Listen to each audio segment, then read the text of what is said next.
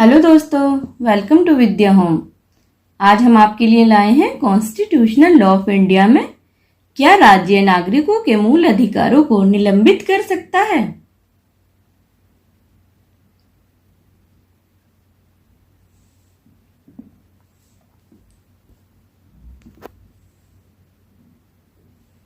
मौलिक अधिकार संविधान में दिए गए वे विशेष मानव अधिकार हैं जो हर एक नागरिक को धर्म, नस्ल, जाति, लिंग या जन्म के स्थान पर भेदभाव किए बिना दिए जाते हैं।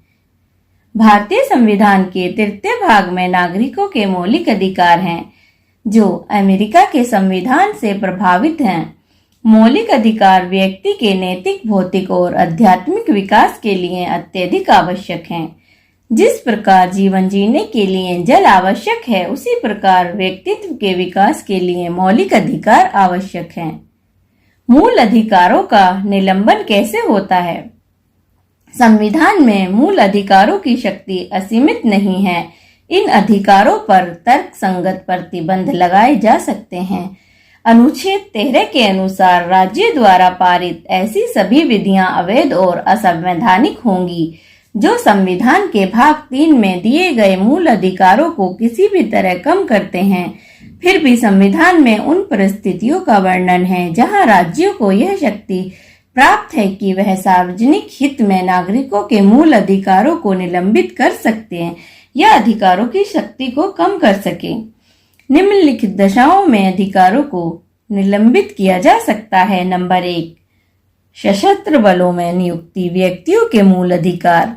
अनुच्छेद 33 के अनुसार सशस्त्र बलों में व अर्धसैनिक बलों, पुलिस बलों, गुप्तचर संस्थाओं आदि पर संसद मूल अधिकारों पर कटौती कर सकती है ताकि वे अपने कर्तव्यों का उचित पालन कर सके। सैन्य अधिनियम 1950, वायुसेना अधिनियम 1950, नौसेना अधिनियम 1950 आदि ऐसे नियम हैं।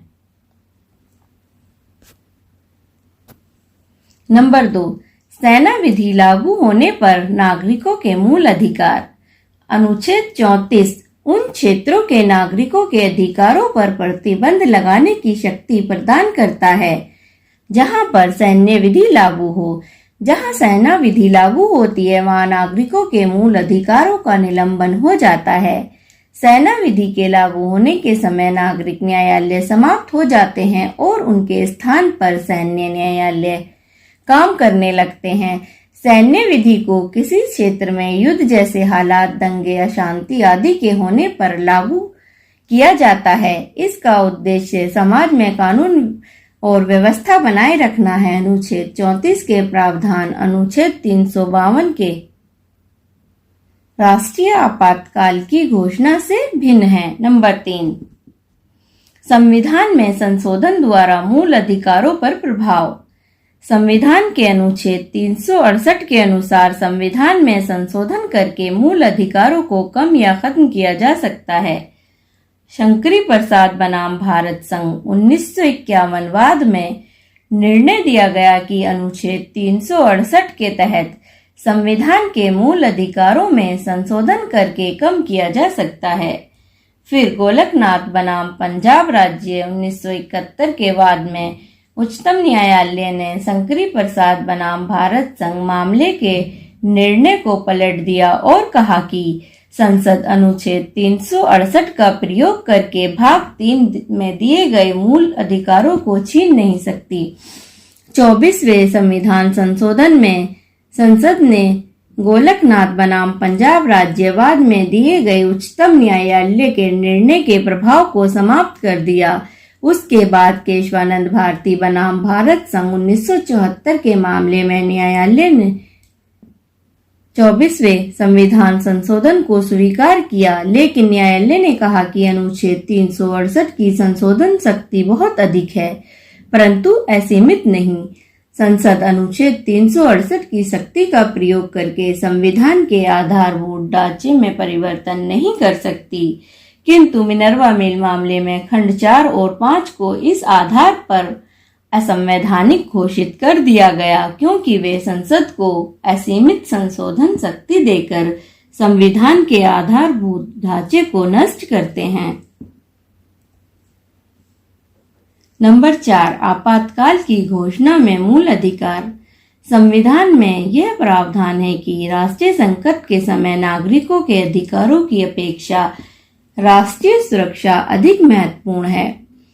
अनुच्छेद 52 के अनुसार यदि राष्ट्रपति युद्ध, विदेशी आक्रमण, सशक्त विद्रोह के कारण आपातकाल की घोषणा करता है तो अनुच्छेद 19 के अधिकार निलंबित हो जाते हैं।